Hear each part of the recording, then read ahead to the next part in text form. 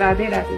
और जी आपका भी कर्मों के ऊपर ही है, कह रहे हैं कि हमने आपको एक प्रवचन में सुना था कि हर इंसान को अपने कर्मों का फल मिलता है। अगर माता पिता के कर्मों का फल उनके बच्चों को भी मिलता है, अच्छा हो या बुरा, नहीं, जीव को अपना कर्म भोगना होता है, संयोग बनता है, पूरा जाल बिछता है। तुम्हारे ये कर्म तो तुमको ऐसा पिता मिलेगा, तुम्हारे ऐसे कर्म तो तुमको ऐसा पुत्र मिलेगा। वो कर्म का पूरा विधान मिलाया जाता है और पूरा परिवार बनता है उस जाल में। ये माँ है, ये बहन है, ये भाई है, ये पिता है, ये रिश्ता है, ये नाता है। जिसको जितना भोगना है उतना उसको दुख भोगना पड़ेगा।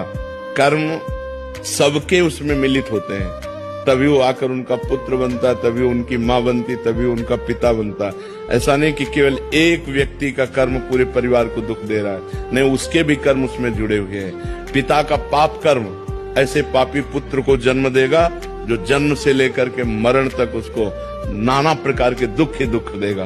पिता का पुण्य कर्म ऐसे पुण्यात्मा पुत्र को जन्म देगा जिसको बचपन से देखते हुए जवानी तक, मरते समय तक हृदय शीतल रहेगा। सब कर्मों का जाल बिछा हुआ है उसी में। अब हम जा रहे हैं, हमारा कोई दुश्मन नहीं, लेकिन जरा सा धक्का लगा जब झगड़ा शुरू, तो वो जो धक्का लगा कांधे को हमारे कर्म ने किया, पूर्व के कर्म ने ऐसे धक्का लगवा दिया और उसने लड़ाई कर दी, क्योंकि उसके द्वारा पिटना था, इसलिए ऐसा संयोग बन गया। कर्मों का बड़ा सूक्ष्म स्वरूप है, उसका निर्णय करना बहुत कठिन है, वो तो केवल भगवान ही जानते हैं। सुनो भरत भावी प्रबल, बिलख कहो मुनिनाथ, हानि लाभ जीवन मरण जस अपजस विधि हाथ। वो विधान भगवान के हाथ में है। जब जहां जीव का जैसा कर्म होता है उसको भोगना पड़ता है, और वो एक कर्म के साथ बहुत से कर्म जुड़े हुए होते हैं। माता का कर्म, पिता का कर्म, भाई का कर्म, बहन का कर्म।